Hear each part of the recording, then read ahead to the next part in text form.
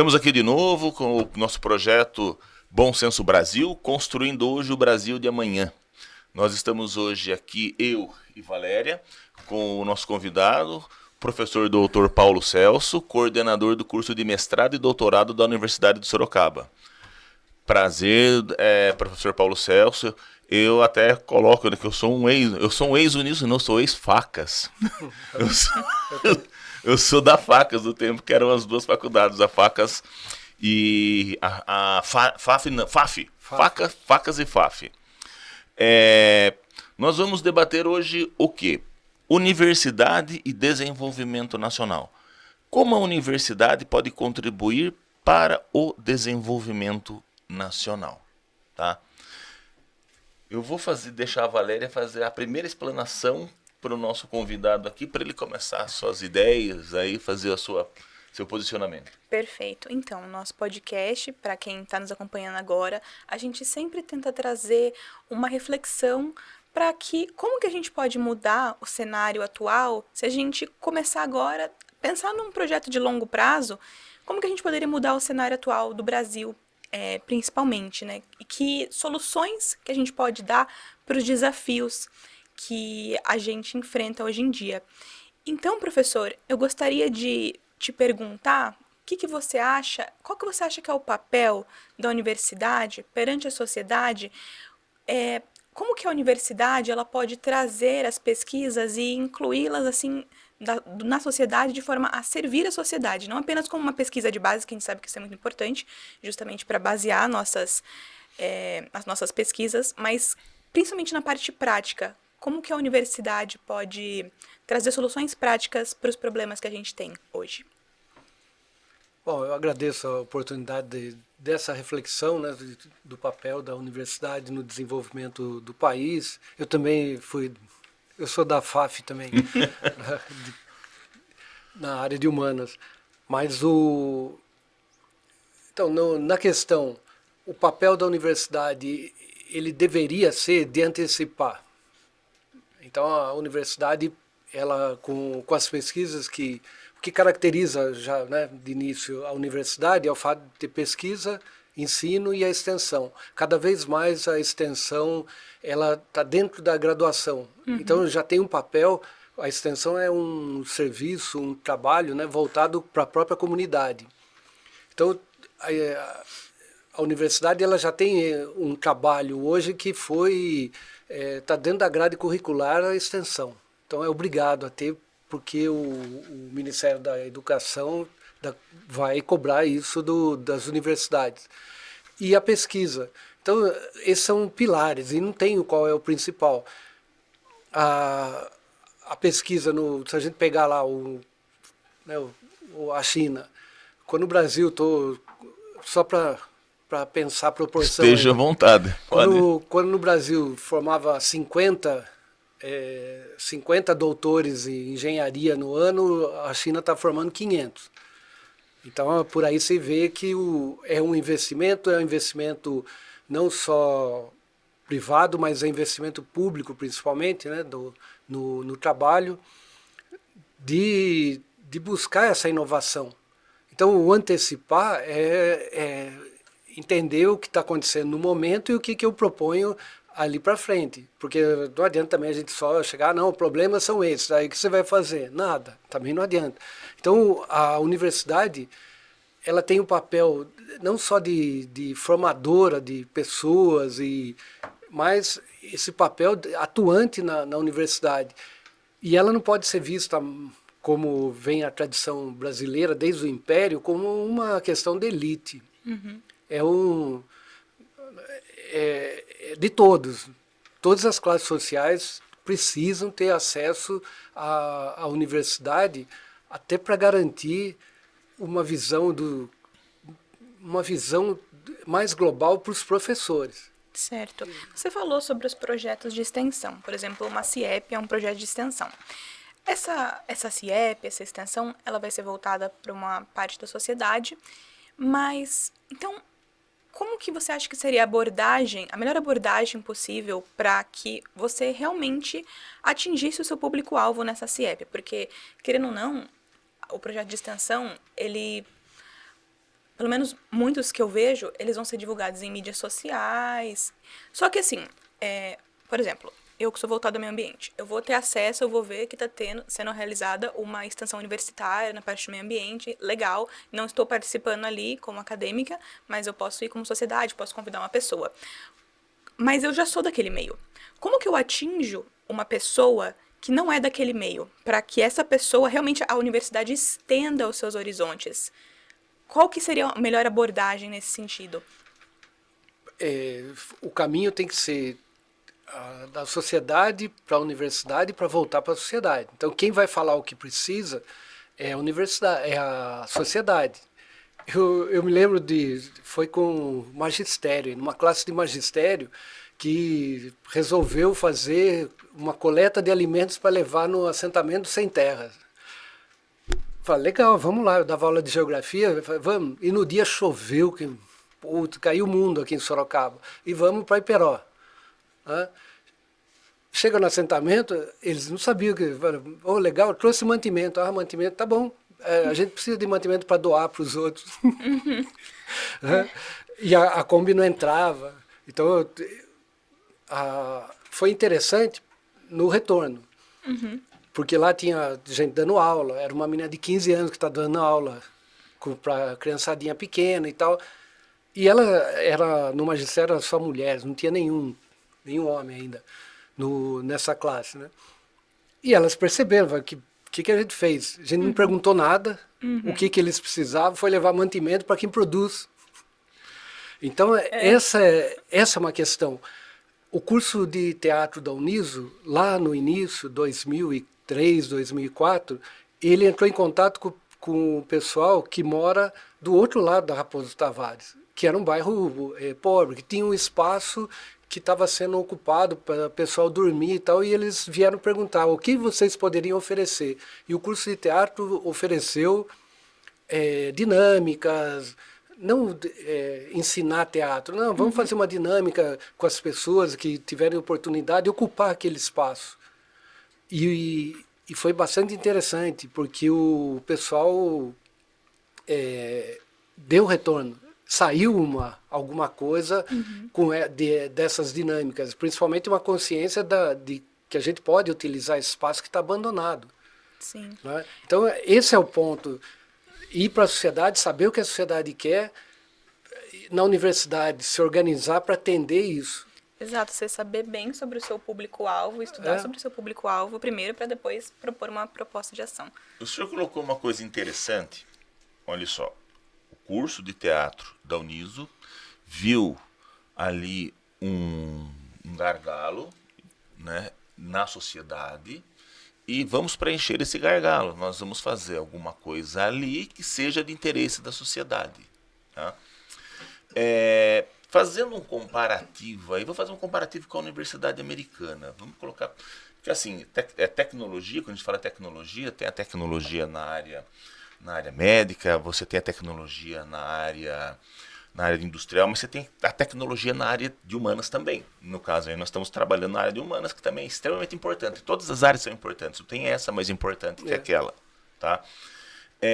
Mas nós vemos lá que quando se faz uma pesquisa ou se inova em alguma coisa, essas informações, essa pesquisa ou esses resultados, eles são passados para a sociedade e elas reconhecem o trabalho feito pela universidade. Por isso, inclusive, o grande respeito, tá, da sociedade americana. Isso a gente vê também, a gente espelha isso na Alemanha, a gente espelha isso no Reino Unido. O grande respeito da sociedade para com a universidade. Esse trabalho, esse projeto, por exemplo, da Uniso, que foi muito bom, eu não conhecia, a sociedade não conhece.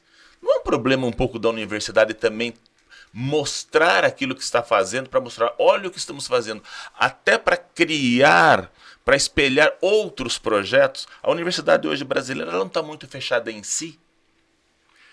São ilhas, né, de conhecimento. E como é ilha, você está rodeado de alguma coisa que você não tem, que bloqueia a chegada. Lá na USP, que eu fiz o mestrado e doutorado na geografia da USP. Eu lembro o pessoal da favela, lá do fundo lá da USP, lá da parte de cima da USP, quando eles vinham, quando tinha projeto da geografia, o pessoal trocava de roupa para ir para a universidade, porque ele estava num ambiente que não era dele. Eu lembro aqui em Sorocaba, aqui na Uniso também, lá no início da Uniso mesmo, quando o professor Og tentou montar uma cooperativa dos catadores de reciclagem. E fez na Uniso um café, não veio ninguém. Isso eu lembro de falar com o Og, falar, Og, você tem que ir lá. Primeiro você tem que saber como é que a coisa funciona, você tem que ir lá, não espere que ele venha aqui com a roupa que ele vai catar reciclagem, que ele não vai entrar. E eles fizeram num dos lugares, né, de entrega fizeram esse café, fizeram a proposta da cooperativa e tal, e aí a coisa funcionou. Então, esse reconhecimento, esse chegar, porque quando você fala, é professor, doutor, professor, doutor, tá, né? Parece para a sociedade como a nossa, é um muro. Então, que é elitizado, porque isso eu brinco com os alunos lá, falo, ó, dos 100 que entraram no ensino, no básico do básico, lá no prezinho antigo, né, no parquinho, dos 100 que entraram, vai chegar metade. Meia pessoa chega no doutorado, no final do doutorado. Então, vai ficando tudo pelo caminho, por uma série de questões sociais, econômicas, de escolhas também. Então, só que é o contrário. Você faz pós-graduação, você faz mestrado, vai fazer doutorado e tal, para servir os outros. Não o contrário, não é para ser servido. Você trabalha para os outros. É o caso de coordenador. O coordenador trabalha para os outros. Não é para os outros que trabalham para ele.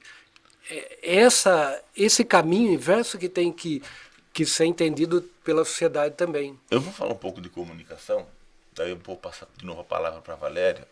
Eu comecei a fazer mestrado em comunicação lá na Casper Libero, quando eu trabalhava em São Paulo. E eu achei interessante uma vez uma discussão que nós tivemos aí de produção cultural no Brasil, tá? Essa questão que o senhor falou aí de você não faz para você tem que fazer para os outros, tá? E foi discutido justamente isso, a produção cultural para cinema. Quando você vê, por exemplo, a indústria cinematográfica americana, quando você vê a produção de uma obra, de uma série, seja lá o que for, o que acontece? Os diretores, Spielberg, Cameron, eles sentam com a equipe, o que nós vamos fazer e o que nós conseguimos mostrar para a sociedade, o que a sociedade quer ver. É uma pesquisa de público-alvo muito grande. Isso. No Brasil tem muito disso. O diretor, o que eu quero mostrar? O que eu... E aí o que acontece? Obras que não vão 100 pessoas no cinema. Então, isso, refletindo um pouco em universidade, até em outras áreas de pesquisa, a gente vê muito disso. Não se faz uma análise do que é necessário. Eu não vi hoje ainda um estudo, até nós estamos sendo aí um pouco de vanguarda nisso, de analisar esses 30 anos, quais são os erros que nós cometemos? E como nós vamos mudar isso? Se a gente não fizer aquela lição de casa, e aí colocando a universidade, que eu sempre coloco, uma das coisas, é uma das nossas linhas mestras, eu acho que sem participação da universidade não conseguiremos desenvolvimento do país. Nenhum país consegue desenvolver sem uma universidade forte. Se nós não fizermos essa lição de casa, nós também, daqui a 30 anos, nós vamos estar discutindo os mesmos problemas. E aí a China, os Zaire, o Zimbábue, passou todo o PIB do Brasil, nós continuamos do mesmo lado, discutindo sem ter resultados. Sim.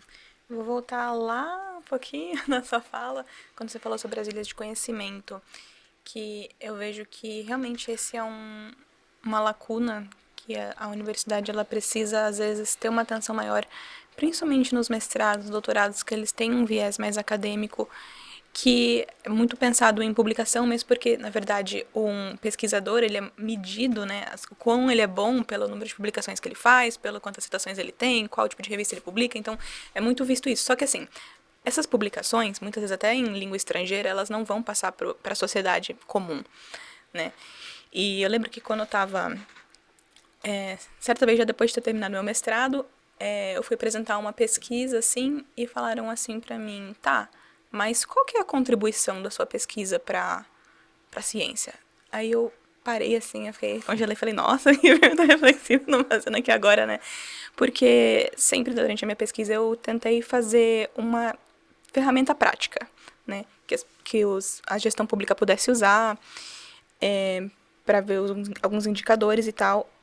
E com isso eu fiz compilações e modificações de outros indicadores. E daí eu pensei, bom, na verdade a minha contribuição para a pesquisa é uma contribuição prática, né? Eu posso não estar contribuindo exatamente para a pesquisa de base, porque eu usei a pesquisa de base, né, a ciência de base, para construir a minha ferramenta.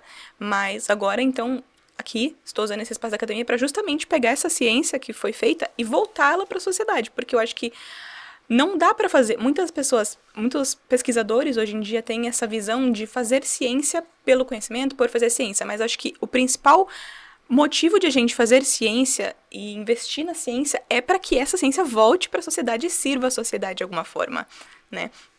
Então, talvez falte essa abordagem, em alguns assuntos, falte essa abordagem prática de, justamente, o produto final não ser apenas uma publicação, né? Pode sim ser feita a publicação, porque essa é a nossa métrica como pesquisador, mas também um produto que sirva as pessoas, né? Estudando o público-alvo e estudando as necessidades que a gente tem. E aí vai a minha pergunta.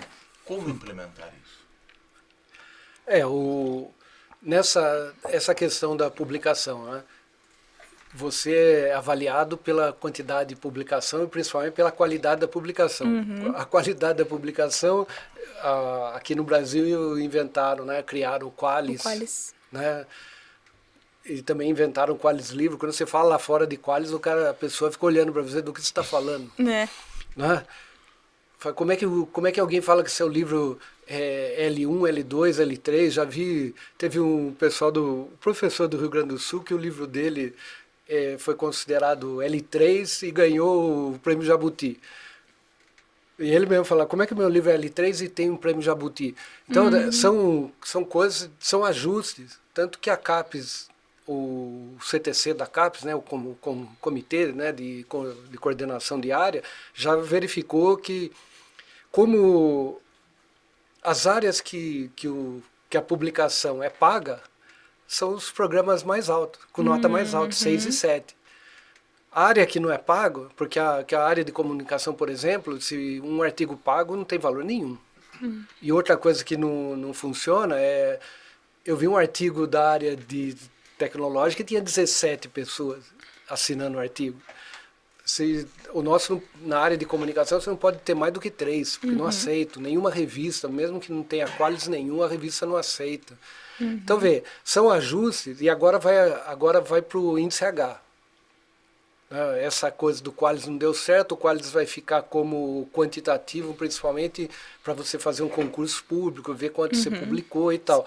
Mas como qualitativo não, vai para o índice H. O que eu vejo um outro problema em relação ao desenvolvimento do próprio país. Por que a gente vai usar... Quem que cria o índice H? O Google. Lá na década de 70, quem falava que é a melhor universidade? A Playboy. E todo mundo, porque como que a Playboy fala que a USP é melhor da América Latina? E hoje a USP é melhor da América Latina ainda. Então, entre a Playboy e o Google, qual que é a diferença? A gente vai ficar na mão do Google para falar que o meu índice H... Eu achei legal, né? Você vê desenvolvimento tecnológico. Um pessoal de startup norte-americana criou um bot que com $500 você aparece milagrosamente 100 citações em revista qualificada. Então, é um bot que engana o índice H do Google. Então, meu índice H vai lá em cima porque eu paguei $500. Então, o quanto a gente ainda precisa ajustar. Você comentava do prêmio Nobel. Então, quando vai avaliar uma grande universidade, é a própria universidade que fala, meus produtos para avaliar são esses. Né? O prêmio Nobel, o que mudou na sociedade. e são 5. Na Inglaterra são 5. Você indica 5 produtos, né, produtos entre aspas aí, itens aí da sua avaliação. A avaliação nossa é anual, chama plataforma Scopira, né, que todas as plataformas são nomes de cientista. Ontem eu fiquei a tarde inteira lançando produção, que a minha parte no lançamento da Scopira é a produção. Produção de aluno, de professor, de egresso, de discente atual. Então, você manda um volume enorme para ser avaliado. Só que as universidades, para subir a nota, é uma pirâmide. Então, o caso lá em cima, no 6 e 7, tem um número X que é proporcional ao que está embaixo. Mesmo que chega uma hora que mesmo que você consiga uma condição melhor, você não vai passar. Não sobe. Então, vê, tudo isso aí começa há 30 anos atrás. Eu lembro em 2000, eu fiz o doutorado entre 95 e 2000. A gente não tinha uma política em 95, uma política da pós-graduação no Brasil. Em 1995. Como é que pode o negócio não ter... Nos anos 90 não tem. Então, a partir do Fernando Henrique, começa toda uma mudança. Quando foi a mudança no ensino fundamental, ensino médio, e o Ministério abre para sugestões, eu peguei minha turma de pedagogia, falando, nós vamos fazer sugestões. Ah, mas os caras não vão nem ler. Esse é um problema deles, não nosso. O nosso é fazer a sugestão. Porque esse de 94 vai ser o meu aluno da universidade. E o que mudar aqui com os pequenininhos vai reverter lá para mim. E para vocês também, porque vocês não precisam dar aula no ensino fundamental e médio, vocês podem prosseguir a carreira e dar aula em qualquer universidade. Então, vê, o ano 2000 foi o ano que teve, a FAPESP de São Paulo foi o ano que teve mais bolsa de pós-doutorado. Eu só entendi isso depois, porque foi o ano que eu fui para... Em 2000, fiquei na Espanha o ano inteiro com a bolsa de pós-doutorado da FAPESP. Sem saber que eu estava dentro desse dado do auge do investimento de São Paulo em pós-doutorado. Eu não sabia, fui saber depois quando uma representante da FAPESP veio fazer uma palestra aqui em Sorocaba. Então, vê, quando a última mudança que foi feita foi do ensino superior, e essa mudança ainda continua. Né? São mudanças que tentam adequar para o momento que está vivendo. Essa semana mesmo veio uma mudança de que a pós-graduação, stricto sensu, não pode ter aula gravada. Você pode ter aula online, mas é síncrona. Certo. Né? O cara, você dá aula com a pessoa, né? Os alunos naquele momento, não pode ter gravação. Pode ser a live, mas tem que ser ao vivo, tem que ser... E precisa mudar o regimento dos programas. E daí a gente está pensando, né? Dependendo do jeito que a gente colocar no regimento, o ano que vem já está defasado. A gente vai ter que mexer de novo. Porque o ano que vem vai ter uma outra tecnologia, uma outra possibilidade de ensino e pesquisa que a gente não tem. Então, que a gente não sabe ainda nem qual que é, porque não está antecipando. Então nós vamos pegar o caso da Uniso, né? Mas tem outros programas, a UFSCar tem vários programas de pós-graduação. Se a gente pegar todos esses programas, o que vocês estão antecipando, não precisa pegar 30 anos, mas daqui 5, no seu plano o plano, né, de institucional, o que você pretende daqui 5 anos? Quando você... tem bolsa, que eles chamam, o ACAPES chama CNPq de bolsa PQ, que é o produtividade. O dia que você for fazer o projeto de produtividade seu, você tem que pensar no mínimo para 8 anos. A bolsa é para 1 ano, mas você tem que mostrar para quem está avaliando que meu projeto de vida é esse. Eu estou desenvolvendo na área ambiental, que é a sua. Para chegar aqui, para chegar nisso aqui, eu vou precisar de 3 doutores, 5 mestres. Então, já está indicando a prática. né? Gente que precisa transformar. Então, eu acho que, só para fechar aqui a ideia, eu acho que uma coisa, o Emir Sader, na aula dele, ele falava, um problema é que nós somos um país do futuro. Se não der certo, a gente faz outro, de outro jeito. Eu falei, então nunca você tem um projeto para 30 anos. O senhor colocou esse último ponto aí. Nós somos o país do futuro, se não der certo, faz de novo. Meses atrás, o presidente da Mercedes, que eles fecharam algumas plantas no Brasil, né? E o presidente da Mercedes falou, olha, o grande problema do Brasil é que ele é o país do futuro. Só que esse futuro nunca chega. Porque a gente está toda hora fazendo diferente. Ele é o país do futuro, mas é sempre o mesmo. O que a gente poderia mudar nisso tudo que o senhor falou? O que eu senti bastante foi uma burocracia muito grande em relação à questão da pós-graduação, a questão de métricas, né? Que tem que ter, lógico, mas continua ainda.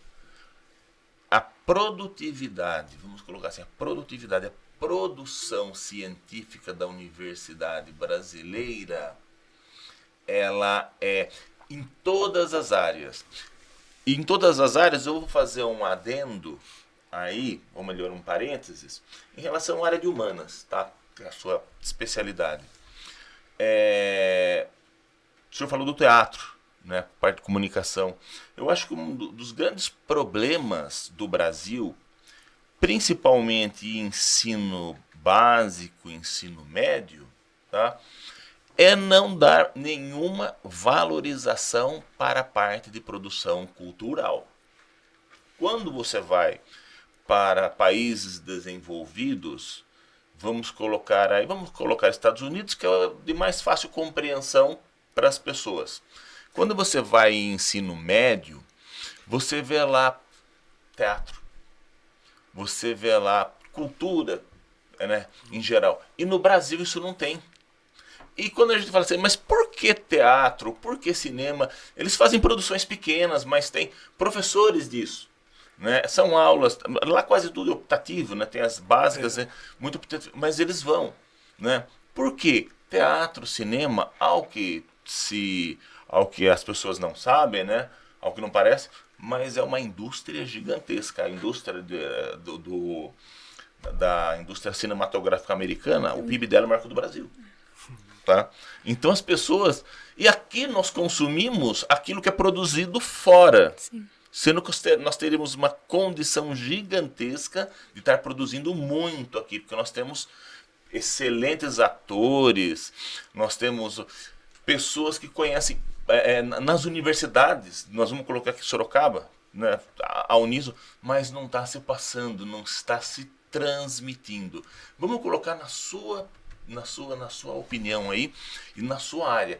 Como que nós podemos fazer e aí começar a mudar um pouco para trazer esse conhecimento e trazer essa produção cultural, como o senhor falou do teatro, para as escolas e trazer isso mais ao público em geral? O investimento público, começando, né, pela infraestrutura, então você pega lá, Museu de Arte Moderna de Sorocaba, tem, onde está? Boa pergunta. Né? Está aberto. Eu já tentei ir no Museu da Ferrovia. Meu pai foi ferroviário, nunca consegui entrar no museu porque nunca está aberto. É que nem cabeça de peixe lá, ninguém vê. Me lembro de ir, hoje já resolveram, na Casa Luiz de Almeida, o Museu da Imagem do Som era um armário de metal. O Museu da Imagem do Som. Estava tudo ali dentro sem nenhuma catalogação, sem nada. Eu consegui bolsa de iniciação científica com os alunos de filosofia, falo, nós vamos catalogar esse, porque era um pessoal que também estava interessado nessa parte. A gente foi lá falar com a professora, com a Vilma, né, que é a bibliotecária, falou, como é que a gente faz isso? Porque agora a gente inventou, agora a gente tem que fazer. E como é que a gente faz Ela falou, vai no básico. Primeiro, o que tiver datado, o que tiver, né, atrás escrito na foto, porque é tudo foto antigo, tudo tinha rolo de filme.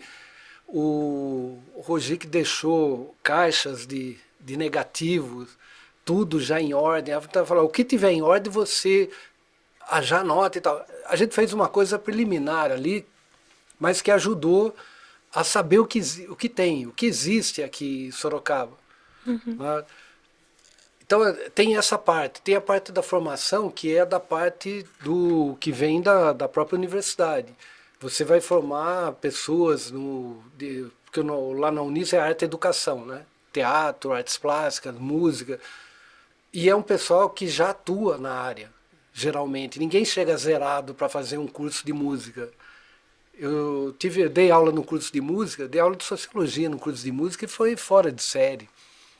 O que você chama os alunos, o que você inventar, eu lembro, eu falava, a aula é sociologia. Se alguém aparecer com um texto escrito aqui, é zero.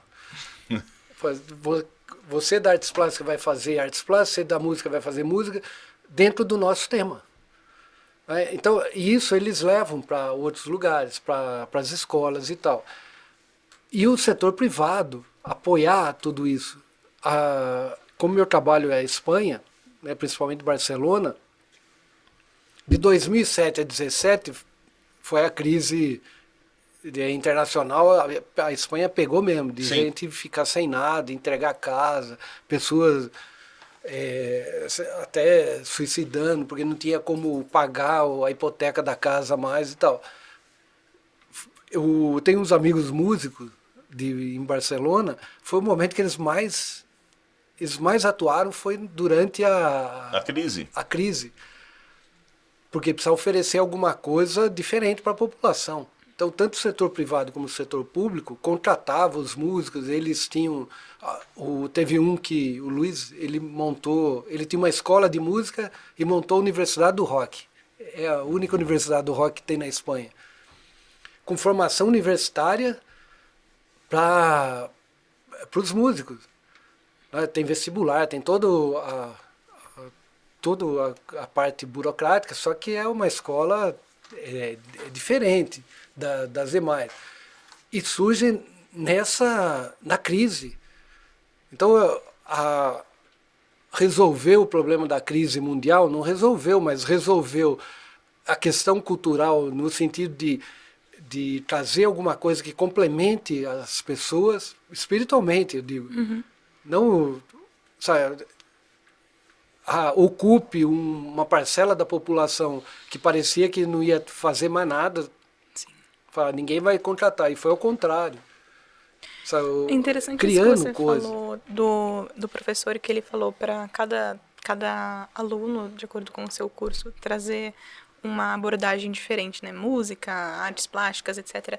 Acho que a universidade ela também poderia pensar nisso. Não só numa pós-graduação, né? Que você encontra num mestrado, num mestrado de meio ambiente, você pode encontrar arquiteto, biólogo, engenheiro disso, engenheiro daquilo, até advogado, mas também dentro da própria graduação a gente pensar em abordagens que não sejam só focadas em elaboração de texto e apresentar um seminário, que às vezes a pessoa está lendo um slide, pensar nessas abordagens criativas, porque eu acho que treinar a criatividade também ajuda depois com que esses profissionais se formem como seres humanos para propor soluções criativas.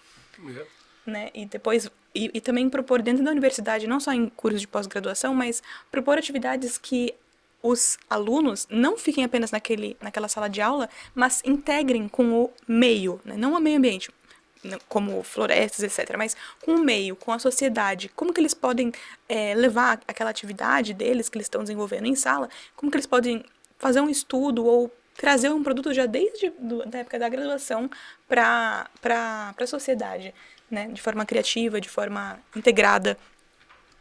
O senhor falou em crise. Os Estados Unidos viraram uma potência mundial após o crash de 1929, 1929. É no tempo de crise que você aproveita a oportunidade e cresce. Né? Aí são as soluções criativas. E uma coisa que o senhor colocou aí, puxa, o senhor colocou o exemplo de Barcelona, a questão da crise, as pessoas fizeram. O Brasil hoje, ele eu vou colocar com o seguinte adjetivo, ele é marasmático. Tá? Situação de 30 anos atrás é a mesma, parece que ele não vai para trás, não vai para frente, ou até assim, né? Ele anda um pouquinho para frente, mas os outros estão correndo. Enquanto nós estamos correndo com o Fusca, os outros estão correndo com a Fórmula 1. Né? Exemplo China, exemplo Índia, exemplo outros países, né? Coreia, que cresceu muito, e o Brasil não tem acompanhado. Vamos colocar o seguinte, vamos colocar aqui agora vamos colocar aí um pontapé inicial, tá? O que a cultura, o que a universidade, o que a Uniso, o que o seu departamento, o que o professor Paulo Celso poderia dar de ideia para a gente começar a lançar essa pedra fundamental aqui em Sorocaba e começarmos aí um projeto de 30 anos? Eu acho que volta no início lá, uma primeira questão é ouvir a população e verificar a possibilidade do que eles estão falando. Porque a população também tem no grosso, né, no média, tem um problema de não conhecer os trâmites. Sim. Então, eu preciso de tal coisa, mas isso é inconstitucional. Então, verificar. Pegando um exemplo lá de Barcelona, Barcelona criou um projeto que chama Decide Barcelona. Então, a decisão vem que começa num portal onde as pessoas colocam as suas ideias e os demais da população votam nessas ideias, nas propostas. Uma diferença bem acentuada da Espanha no geral com o Brasil é que eles se organizam para tudo. Então, tanto para reivindicar como para fazer, eles se organizam. Então você tem grupos, eu lembro de não conseguir entrar num grupo anarquista feminino, porque você não é feminino. Você não vai entrar aqui porque esse grupo é anarquista feminino. Putz, é nesse nível. Então radicaliza às vezes é bastante aberto e tal. Mas o Decide em Barcelona ajudou a população, porque eles têm centro cívico que seria os amigos de bairro, que é atuante. É um lugar de falar, ouvir, de propor e tal. Os grupos se organizaram para fazer propostas e votar naquelas propostas. As mais votadas, a prefeitura destina o dinheiro. Então, no começo do ano, a prefeitura já coloca lá, nós temos tantos milhões para dividir em 7 zonas da cidade. Cada zona vai ficar com tal, né? Um orçamento participativo. E vocês vão mostrar onde é que vai ser colocado. Quando teve uma grande discussão no lugar que geralmente eu fico, que é o Eixample, né, de Barcelona, uma área lá um dos bairros, né, porque veio a propaganda era a tecnologia, fibra e não sei o que, e câmera e tal. E a discussão foi, e quando isso daqui 6 meses, quando tudo isso tiver para lá de ultrapassado, quem é que vai ficar responsável por tirar essas coisas lá daqui? Porque isso vai virar sucata. Quem vai destinar sucata para quem? Você vê, nem tinham colocado. Mas tem muita lógica. E essa antecipação que a população tem mais condição de fazer, até pelo volume de pessoas no bairro, do que só o poder público. E a universidade tem que ser o catalisador dessas propostas. Perfeito. Porque vamos pegar a Uniso, o UFSCar, o Unip, você tem cursos de direito, você tem cursos de geografia na UFSCar, né, com laboratórios fora de série, lá de geoprocessamento.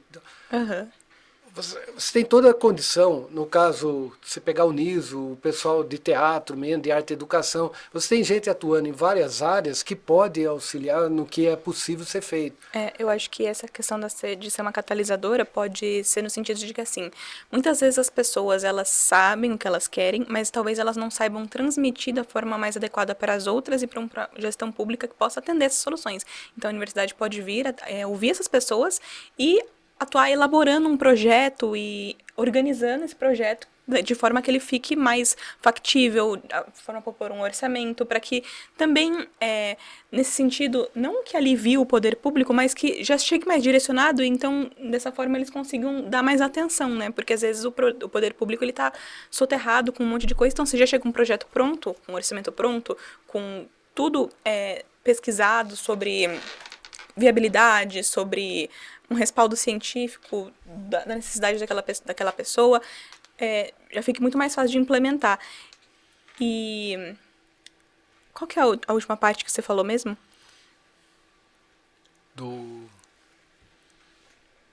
Dos profissionais que podem auxiliar tudo isso, né? A universidade ela tem uma gama de profissionais de todas as áreas que podem. Então, acho que essa parte também é importante, não só de pensar na universidade de forma isolada, mas de forma interdisciplinar, multidisciplinar. Como que eu posso unir diversos cursos, às vezes, para propor um mesmo projeto? Como que eu posso unir? Às vezes a universidade talvez poderia, então, ter essa visão transdisciplinar. Eu tenho um pouco de dificuldade em transdisciplinaridade, interdisciplinaridade, mas como que eu posso pensar em unir diversos cursos, às vezes, no mesmo projeto, para que eu possa ter a opinião e a visão de diversos profissionais, diversas formações, e propor um projeto de forma completa. Ou, às vezes, também pegar um problema da sociedade e as partes de artes, né, tanto artes plásticas, quanto as artes cênicas, quanto a música.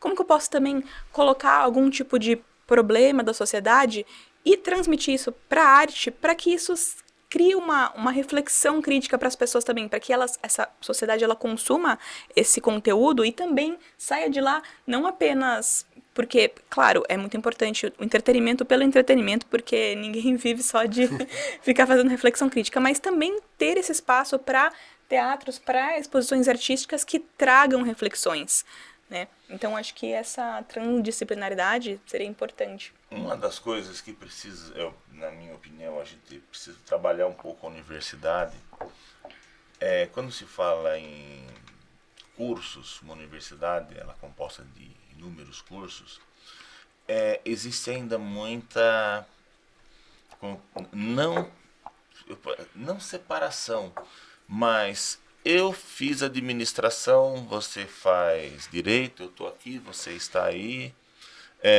o outro faz artes, ele está ali. O pensamento dentro da universidade precisa começar isso na universidade, essa integração. Uhum. A Uniso tem um projeto integrador. Isso. Que já legal. É um início bem, né? É um bom início, que é justamente isso, tentar trabalhar essa integração. Eu sei porque minha filha faz Uniso, e ela sempre fala, agora é o projeto integrador, é o projeto integrador. A outra filha. É a outra filha, eu tenho 3. Mas isso é muito importante. E precisa, aí que fala, a única coisa que eu sempre coloco para ela, às vezes eu pergunto, né? Falo, o projeto integrador é importante, está integrando a universidade, já é o primeiro ponto. Uhum. Agora precisamos trazer problemas de sociedade, problemas reais, para que esse projeto integrador trabalhe realidade. Uhum. Então, pegando o exemplo da Uniso, o curso de Ciências Sociais Aplicadas, Administração, Economia, eles, antes do projeto integrador, tinha uma disciplina que era de projeto, que era uma disciplina, de certa forma, era integrada entre todos, né? O aluno, ele ia numa creche, como um exemplo que eu lembro lá, foram na creche e o que a creche precisa? Precisava de uma sala lúdica. Tudo bem, de que tamanho e tal. E eles tinham que ir atrás de tudo. O aluno tinha que conseguir o projeto dessa sala lúdica, conseguir os brinquedos, conseguir o pedreiro para fazer e tal. É o início. Eles tinham que entregar dentro do prazo, que era o semestre, era o ano, né? Dentro daquele ano ele precisava entregar essa sala para a creche. E fizeram diversos projetos assim. O projeto integrador, então esse acho que foi um embrião desse projeto integrador que está em desenvolvimento. A ideia, o processo dele ainda está em desenvolvimento dentro da Uniso. Agora em novembro foi um sábado, o dia todo e tal. Já também vai ter outras modificações que já visaram para o projeto integrador. Os recursos para fazer essa sala lúdica vieram dos próprios alunos? Não, eles tinham que conseguir. Eles tiveram que fazer algum... Ele tinha que conseguir tudo. Todo aquele que você quer fazer uma sala, vai reformar uma casa, tudo bem, quem é que... E tinha que entregar ainda em planilha. Uhum. Né? fazer o orçamento, e não era... E achar um patrocinador. É real Sim. mesmo o negócio, não era faz de conta, tá simulado, não era simulado nada. Os alunos ficavam, né, malucos para fazer tudo isso, mas o resultado sempre foi bom dessa... No projeto integrador, a discussão foi ontem, de filosofia, vai incluir filosofia, história, letras, e tem mais um curso, eu não lembro qual, para trabalhar com os imigrantes que chegaram em Sorocaba. Do Então, Haiti? Haiti, Síria, Venezuela. então, Venezuela, tem bastante gente, para trabalhar com esse pessoal. Então, porque partiu deles também. Que eu lembro do aluno de jornalismo, que ela foi entrevistar o cara do Haiti, e ele era uma pessoa formada, era um técnico em turismo. Ele falava francês, inglês, espanhol, e ela maravilhada, que ele falava, mas você queria o quê? Que o cara fosse um analfabeto só porque ele é um imigrante? Então também não adianta a gente, como curso de filosofia, chegar lá e vamos fazer tal coisa para vocês. Então a partir deles, como é que a gente vai trabalhar conjunto? Você vai ensinar, sabe francês? Ótimo. Então você ensina francês para esse grupo que quer o francês, que é um outro grupo de periferia com o pessoal de história. Você vai trabalhar com o pessoal de filosofia, que é seminarista, que precisa entender a lógica da imigração, porque dá a impressão que migrar é sair. Falar para os alunos, quero estudar no Pio Brasileiro de Roma. Falar, para você sair, você precisa ter estrutura para sair, não é só dinheiro. Porque no primeiro mês você não está sabendo de nada, você quer vir embora, meu. Você não domina nada. Quando a coisa fica legal, você tem que vir embora. Então você tem que ter um preparo físico e mental para sair e para voltar. E voltar é pior do que ir. Quando você volta totalmente diferente. E tudo aqui continua igual. E é importante você voltar porque hoje em dia o Brasil acaba perdendo muito profissionais bons para outros locais. Então a nossa universidade forma excelentes profissionais que vão, na verdade, atuar em outros países. O curso de filosofia, como trabalha principalmente com seminarista, e eles entendem, chega um momento que eles entendem que eles, como padres, que eles vão ser católicos, né? Eles são líderes Falaram, minha mãe acreditava no que o padre estava falando. O padre tinha 20 anos, minha mãe 90. E era o padre falando. Se o padre está falando, ele está falando. Não vão colocar em dúvida a autoridade. Então ela fala, vocês são líderes, vocês precisam entender a lógica do migrante para ele poder ser acolhido. Né? Então, dá para fazer um projeto integrador que parta do interesse da sociedade para o interesse do curso. Professor, nós estamos falando assim da universidade, mas um outro ponto que eu gostaria de trabalhar também, aí você teria que ver como que a universidade faz, como mudaria esse conceito, porque em outros países, nós sempre fazemos esse paralelo, né? Usar a boa ideia. Tem uma boa ideia lá, vamos tentar usar aqui. Lá, eu não sou um ex-aluno. Eu sou Harvard sempre. Eu não sou um egresso. Não existe a palavra egresso de Yale. Ele é Yale sempre. Isso você pensa em Cambridge também, na Universidade de Berlim. No Brasil, o estudante, ele está ali na universidade, fica torcendo para chegar ao último ano para o diploma ir embora. Acaba o vínculo. Sim. Do estudante, daquele egresso da universidade com a universidade. Inclusive, grande parte das receitas dessas universidades também vem de contribuições não são egressos, são ex-alunos, nem ex-alunos, que lá tem inclusive as alumnis. Né? Tem as alumnis que ele continua participando da vida acadêmica. O que a gente precisa fazer para mudar esse conceito aqui junto aos estudantes, junto à sociedade em relação à continuidade com a universidade? A Uniso mesmo, você pegar a propaganda da Uniso, ela não fala em ex-alunos, ela fala em embaixadores. O conceito hoje é esse, o aluno é um embaixador da universidade onde ele estiver. Tá? Essa relação com a universidade, no caso, vou pegar a Uniso, a maior parte dos alunos são alunos trabalhadores. É o cara que vai trabalhar o dia inteiro, vai para a Uniso à noite, ou vai para a Uniso de manhã e trabalha à tarde e noite. Dificilmente tem um aluno que tem uma condição ideal. Uma condição ideal. Mesmo o pessoal de farmácia, de odonto, que tem muita atividade em período integral, eles trabalham. Né? Então, fica difícil viver a universidade e as possibilidades da universidade numa situação dessa. Então, mas você tem um aluno trabalhador que vai ter ascensão no trabalho, vai crescer dentro do trabalho dele e tal, que ele reconhece a universidade.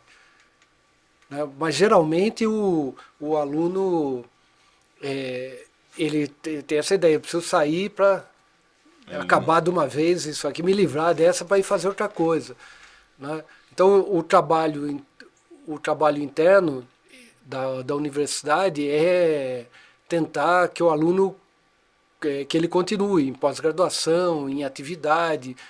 Alguns alunos são chamados, né, para falar. Nesse sentido, a universidade, ela também foca muito, a universidade ela investe muito no desenvolvimento de um aluno, né? Claro, uma universidade privada, ela vai ter uma mensalidade, mas muitas vezes também tem bolsa. Uma universidade pública vai ser custeada pelo Estado. Que soluções a gente pode dar, pensando em gestão pública, para um aluno que, então, teve todo esse investimento de super qualidade da universidade, mas vai ir trabalhar fora? Ou seja, todo investimento que o país colocou nele vai ser enviado para fora. O que eu falava, eu fiz a USP, mestrado e doutorado. Quando a graduação eu fiz aqui mesmo, né? na FAF. Na FAF. Eu tive bolsa no mestrado e doutorado. Uhum. E nunca tive que devolver nada socialmente. Então, esse é um problema. Porque pela própria situação do Brasil, se você pegar a Espanha, não tem aula à noite. O cara não sabe o que é estudar à noite. Ele estuda de manhã e tarde. Não estuda à noite porque não tem. Fala, e o que ele... quem não tem condição de fazer isso, vai trabalhar em outra coisa, vai fazer outros cursos. Também não tem uma visão, como nos Estados Unidos, né, acontece, não tem uma visão tão acadêmica. Você não precisa da universidade. Aqui o cara, sem fazer a faculdade, você fica... não fiz faculdade nenhuma. O cara quase se lamenta para falar que não fez faculdade nenhuma. E o americano não, eu fiz um curso técnico que eu estou utilizando. Então, são coisas que precisam ser trabalhadas. No caso do investimento, precisaria do retorno. A FAPESP faz isso. Uhum. Você vai ficar um ano fora, tudo bem, você vai voltar e assumir. Primeiro que você sair, você tem que estar ligado ao ensino superior no próprio estado. Uhum. E voltar e assumir. Você não vai ficar lá. Uhum. E não dá para chegar, e se você chegar aqui e pedir a conta da sua empresa, da universidade e voltar, você tem que devolver o dinheiro. Então, são mecanismos para tentar manter. Também agora, a partir de janeiro, tem 5 modalidades, a FAPESP está com 5 modalidades diferentes de pós-doutorado. Já pensando nessa questão, manter no estado de São Paulo o pesquisador. Uhum. Né, e não que ele saia. Tem vários projetos, programas da FAPESP, que é voltado para a relação empresa-universidade.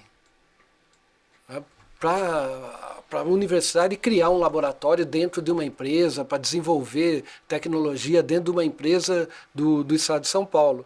Isso isso facilita um pouco, né? Pelo menos manter o pessoal aqui no Brasil. Sim, que é importante você ter algum conhecimento, uma oportunidade de vivenciar outras culturas ou outros tipos de conhecimento que você acaba tendo, né, em experiência internacional, mas que de fato você consiga voltar para implantar, né, e não fique lá por isso.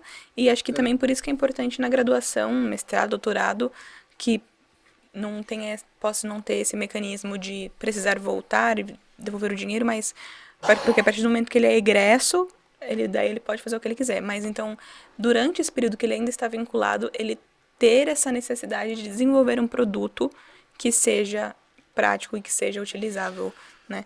Não apenas publicação científica. Aquele programa que era voltado para a graduação na época da Dilma, ele era fora de série. Tive aluna que foi para os Estados Unidos, ficou lá, fez da arquitetura até. Ela fez disciplina lá na arquitetura, acho que era 3 que podia fazer. Quando ela terminou aqui, ela voltou porque a pesquisa que ela desenvolveu com a pesquisadora lá da arquitetura, a mulher queria ficar com ela.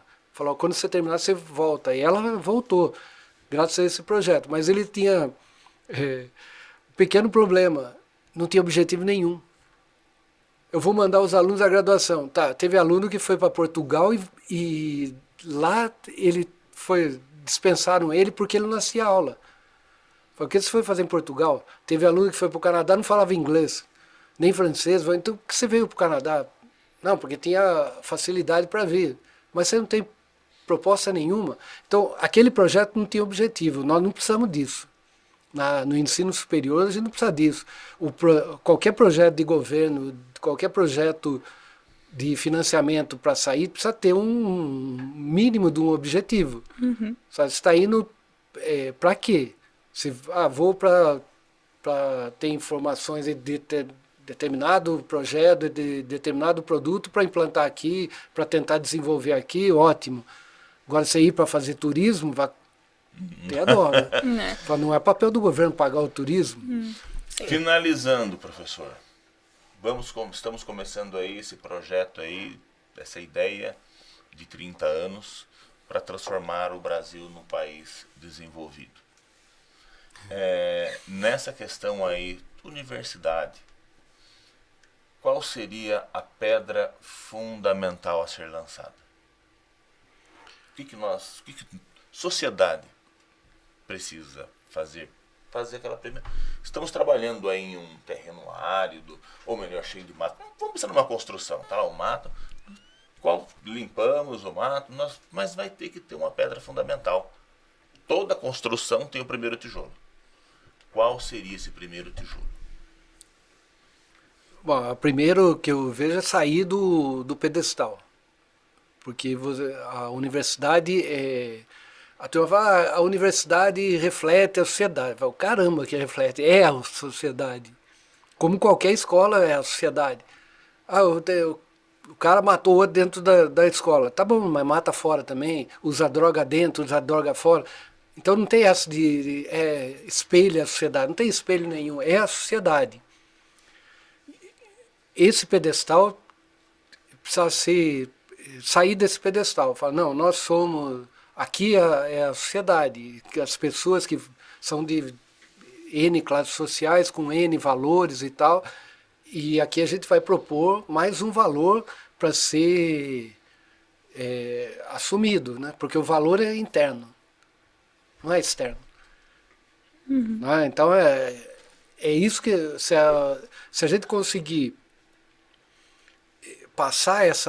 tirar desse pedestal e mostrar a seriedade que tem, como qualquer outra instituição tem seriedade, você vai ser melhor aceito. Porque não adianta nada, faz universidade e o cara é terraplanista. Fica difícil aí, né? Então, aí pronto, aí você esculachou mesmo.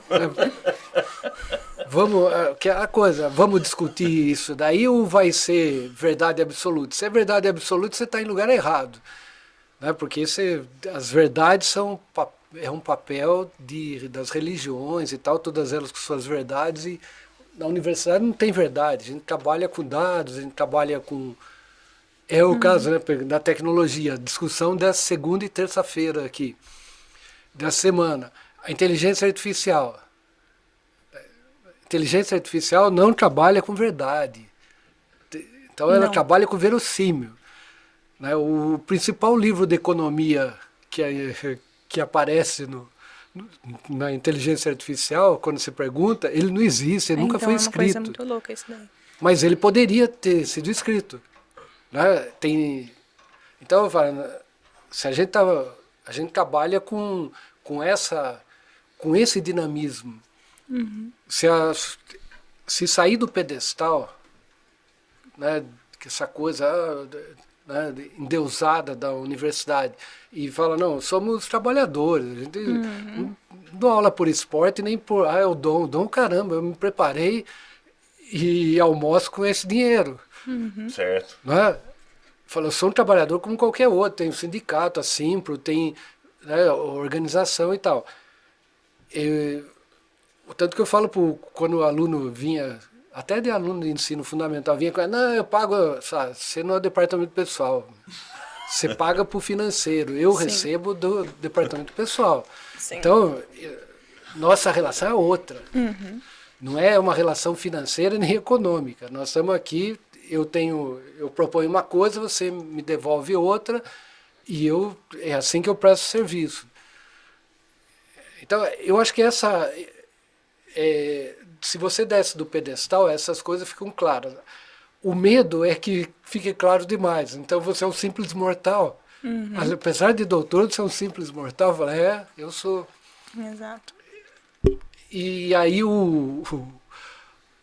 aquilo que era o sagrado é profanado. E quando é profanado, a turma não dá muito valor. Então vai precisar trabalhar isso. Falar, tá, nós somos simples mortais, com esses valores, justiça, igualdade social, e uma série de valores que são valores básicos. Nada além do que deveria ser para todo mundo. Sim. Então acho que é isso de as pessoas que trabalham lá, então, terem esse olhar para que possam, então, refletir isso nos seus alunos, para que esses alunos sejam formados, porque a universidade não só ela forma conhecimento técnico, mas ela também forma a gente como ser humano, né? Aprender a lidar com grupos, aprender a lidar com as pessoas, ela forma muitas habilidades que não são necessariamente técnicas e científicas. Então, é ter esse olhar mais humanizado para a sociedade que você está inserido, a universidade não como uma coisa separada, mas sim como algo que vai servir, estar dentro, integrado à sociedade, integrado à vivência daquela pessoa, e como que aquele aluno, então, ele pode pegar o conhecimento que ele está aprendendo na universidade e aplicar na sua realidade, aplicar na realidade das pessoas que ele percebe que necessitam desse conhecimento, necessitam de uma abordagem prática, dependendo do curso que ele fizer.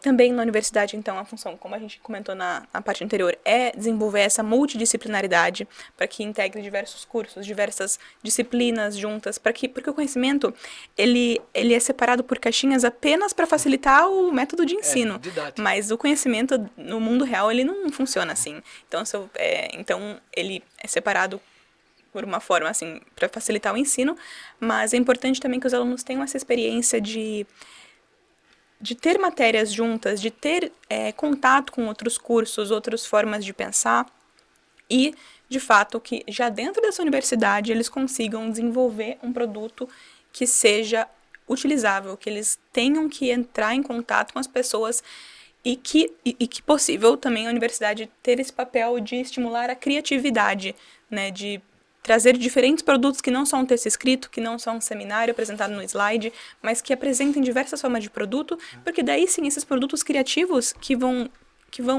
provavelmente servir à sociedade de alguma forma, né? Mesmo porque uma pessoa comum, ela não vai pegar um texto científico para ler, né? Mas um outro produto ela pode experienciar. Professor Paulo Celso, grande prazer em tê-lo aqui e fica o convite aí para as próximas, como o senhor colocou desde o início. Nossa, é só isso? Isso aí é debate para dias. E nós vamos continuar esse debate. Tá? Nós legal. vamos continuar. A ideia, como eu falei, Nós estamos começando, mas nós vamos apresentar ideias práticas, nós vamos conversar com a universidade, nós vamos trabalhar juntos para quê? O objetivo nosso é, dentro de um espírito prático, em 30 anos, quem sabe nós vivamos aí um país desenvolvido. A gente vai estar até de bengalinha lá, mas a gente vai chegar lá. Legal, Muito obrigado. Legal, obrigado. Muito Eu obrigada. agradeço